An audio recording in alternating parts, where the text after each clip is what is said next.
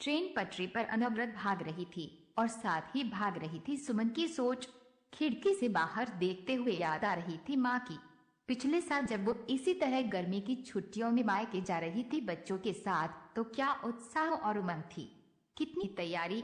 साल की सबसे लंबी छुट्टी, बस समय जैसे कट ही नहीं रहा था। बच्चे भी नानी, मामा मामी और उनके बच्चों से मिलने को चाह रहे थे। बच्चे तो आज भी उत्सुक थे, पर उसके मन में डर और चिंता थी। माँ अब गुजर चुकी थी और इस बार पहली बार वो उनकी नामौजूदगी में अपने मायके जा रही थी। पापा तो उसकी शादी के 2 साल बाद ही गुजर गए थे, पर माँ ने उसके मायके को संजो कर रखा था। पापा को हर बार मिस करती, पर माँ के होते पर आयापन नहीं लगा कभी। माँ भी महीनों पहले से उसका इंतजार करती, मनोहार से बुलाती, कितनी तैयारी करती और उस थोड़े से दिनों में साल भर की कसर निकाल देती। उसका छोटा भाई अमन और उसकी पत्नी रीति भी अच्छे थे, पर क्या अभी सब वैसा होगा जैसा हमेशा होता था। घर तो माँ के बिना सुना लगेगा ही, कहीं वो हक, वो अपनापन, वो उसके आने की चाह मनोहार कम तो नहीं हो गई होगी। जब से उसकी सहेली ने उसे अपने माता पिता के बाद मायके का बदला हाल बताया था, तभी से उसका मन इस अनजान डर से दुखी था।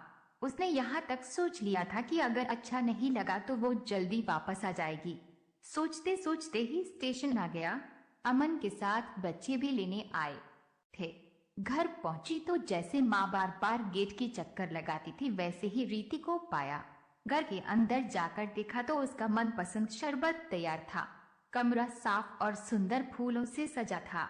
नहाकर खाना खाने बैठी तो सब पसंद की चीजें बनी थी। शाम को माँ की तस्वीर के पास बैठी थी तो रीति चाय ले आई। बातों ने उसका मन बदल दिया। सच में माँ के जाने से घर सूना हो गया था। हर कोने में उनकी यादें बसी थी। रीति भी उन्हीं को याद कर रही थी। रात को अमन उसकी पसंदीदा आइसक्रीम लाया था। उसने भी सबके लिए लाए हुए उपहार दिए थे। बस अगले ही दिन से कुछ दिन पंख लगाकर उड़ गए। सबके यहाँ मिलने जाना, थोड़ी शॉपिंग, थोड़ा घूमना, और रीति तो उसे कितनी बार चाट खिलाने भी मनोहार करके ले गई थी। माँ के न होते हुए भी सब कुछ पहले जैसा ही तो हो रहा था। वही दुलार, वही हल्कापन।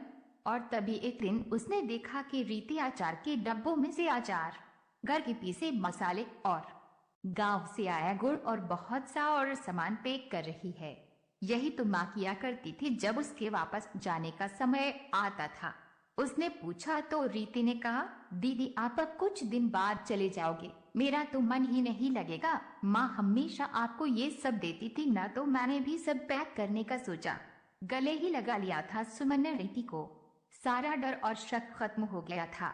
इस एक महीने में माँ की याद बहुत आई, पर अमन और खासकर रीति ने उसे इतना प्यार, सम्मान और अपनापन दिया था कि वो समझ गई थी कि उसका मायका आज भी उसका था और हमेशा रहेगा। जब रीति को ये सब बताया तो वो बोली, मैं समझती हूँ दीदी, एक लड़की के लिए शादी के बाद उसका मायका क्या मायने रखता है। आप तो जानती है कि हम 2 बहनें ही हैं। आज तो मेरे मम्मी पापा है, पर उनके बाद हमारे मायके का क्या मतलब रह जाएगा, ये सोचकर ही हम दोनों डर जाती है। किसके लिए जाएंगे हम वहाँ। मैं तो आपसे आपका मायका छीनने की सोच भी नहीं सकती।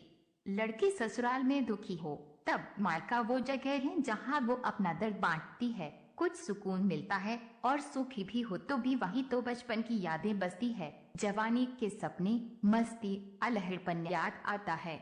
माँ के आंचल में वापस बच्ची बन जाती है और पिता का लाड़ और भाई बहन का साथ सब दुख और थकान भुला देता है।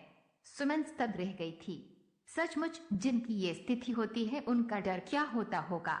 उसने रीति से कहा, किसने कहा तुम्हारा मायका नहीं रहेगा। मैं तुम्हारी ननद ही नहीं, बड़ी बहन भी हूं ना। भगवान करे अंकल आंटी का साया हमेशा बना रहे, पर खुद को कभी अकेला मत समझना। माँ नहीं है तो मैं तो हूं ना। जब मन करे मेरे यहाँ बच्चों को लेकर आना, कभी अमन तंग करे तो मुझे बताना, और कभी संकोच मत करना। बस अब वापस जाने का दिन आ गया था। उससे याद तो रीति रो रही थी, फिर आने और जल्दी मिलने और रोज फोन के वादे के साथ। आज सुमन वैसे ही विदा हो रही थी जैसे माँ किया करती थी, फिर आने के लिए। सुमन भाग्यशाली है कि उसकी माँ के बाद भी उसके मायके में सब कुछ पहले जैसा ही था, पर सबके साथ ऐसा नहीं हो पाता। कुछ की स्थिति रीति जैसी होती है और कुछ के लिए सब बदल जाता है। पर अगर अमन और रीति जैसे सब हो और फिर सुमन जैसा प्यार देने वाले मिल जाए तो माँ की कमी रहेगी, पर माँ बिन माए कभी कभी परा। फोन की घंटी बज रही थी। मोहित ने घड़ी देखी, सुबह के 7 बज रहे थे। उसने फोन उठाया। उधर से आवाज आई, मैं थाने से बोल रहा हूँ। एक स्त्री रेल से कट कर मर गई है। उसके फोन में लास्ट डायल में आपका नंबर था, इसलिए आपको फोन किया। मोहित को तो काटो फोन नहीं। रात तो मौसी से बात हुई थी, बेहद उदासी भरी हताश सी बातें कर रही थी। कल जो कुछ घर में हुआ बता रही थी। आवाज में भी बहुत कमजोरी थी, लेकिन वो थका हुआ था। उसने कह दिया, मौसी कल शाम घर आकर विस्तार से बात करूंगा, पर अब तो डंडा। जल्दी से थाने भागा। लाश मोर्चरी में रखी हुई थी। उसने मौसा जी को फोन किया, जो बिजली विभाग में कार्यरत है, 2 साल पहले ही रिटायर हुए हैं। मौसा जी को तो लगा उसकी बात सुनकर सांप सा ही सूंघ गया, मैं आता हूँ कहकर उन्होंने फोन काट दिया। मोहित सामने पड़ी बेंच पर बैठ गया। उसकी आंखों से आंसू बहने लगे। मौसी माँ की लाडली बहन थी, उनसे 6 साल छोटी थी। मोहित भी मौसी के दिल के बहुत करीब था। सोच में डूब गया मोहित। माँ बताया करती थी, जब उनकी जंग के बाद मौसी पैदा हुई तो सबको खलगी, क्योंकि सबको लड़का चाहिए था। उनके होने से पहले लड़की जानकर कई गर्भपात करा दिए गए थे। उस बार लड़का होने की रिपोर्ट पर ही बच्चा पैदा किया गया, पर हुई लड़की। किसी को बर्दाश्त ही नहीं हुआ। कोहरामुल सा मच गया। कोई शगुन नहीं हुआ, बस मातम ही हुआ। उन्हें कभी कोई प्यार माँ बाबूजी का नहीं मिला, बल्कि छोटी छोटी गलतियों पर पिटाई होती थी। माँ पहला बच्चा थी, इसलिए उन्हें सबका लाड मिला। बाद में कई गर्भपात के बाद छोटा भाई आने पर तो उनकी हालत और खराब हो गई। एक तरह से नौकरानी वाली ही हो गई। स्कूल तो भेजा गया उन्हें, पर पढ़ाई की कोई सुविधा नहीं दी उन्हें। स्कूल जाते जाते काम, स्कूल से आते ही फिर काम ही काम। बस माँ ही बहुत प्यार करती थी उन्हें। माँ बताती थी, एक बार मौसी ने भूख लगने पर भाई के लिए रखा हुआ सेब खा लिया। फिर तो उनकी वो पिटाई हुई कि दुखी होकर मौसी ने गेहूं में रखी सल्फास की गोलियां खा ली। वो तो माँ ने देख लिया। पुलिस के डर के मारे जैसे तैसे उन्हें बचाया गया। माँ की शादी के बाद तो मौसी की हालत और बदतर हो गई थी। 16 साल की उम्र में ही उनकी शादी भी कर दी गई हमारे शहर में, पर यहाँ भी मौसी के दुर्भाग्य ने पीछा नहीं छोड़ा। तेज तरार सास और विधवा बहन का आज्ञाकारी पुत्र और भाई निकला उनका पति।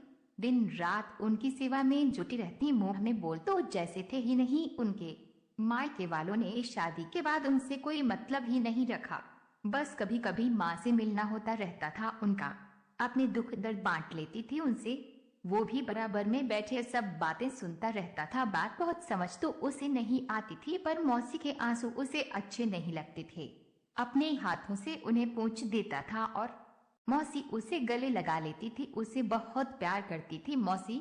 माँ बताती हैं, एक बार जब फिर मौसी ने जुल्मों से तगाकर जान देने की सोची, तभी उन्हें पता चला वो गर्भवती हैं। उस दिन से वो खुश रहने लगी थी। उन्हें यही लगने लगा था, अब कोई उनका अपना आने वाला है जो उनका उद्धार करेगा, उनको समझेगा। और फिर रौनक उनके घर आया। 1 साल बाद ही रोशनी से उनकी दुनिया में चहचहाहट भर गई। सास के चिल्पौ, पति का कर्कश व्यवहार, नंद की मनमानी, उन्हें कुछ भी बुरा नहीं लगता था। वो तो अपनी खुशी में मग्न अब दूसरी दुनिया में ही रहने लगी थी। बच्चे पढ़ने में अच्छे निकले।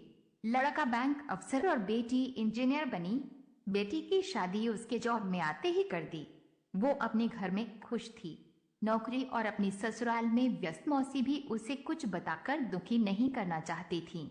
एक बहुत बड़ा झटका मौसी को तब लगा जब उनकी बड़ी बहन यानी उसकी माँ अचानक चल बसी।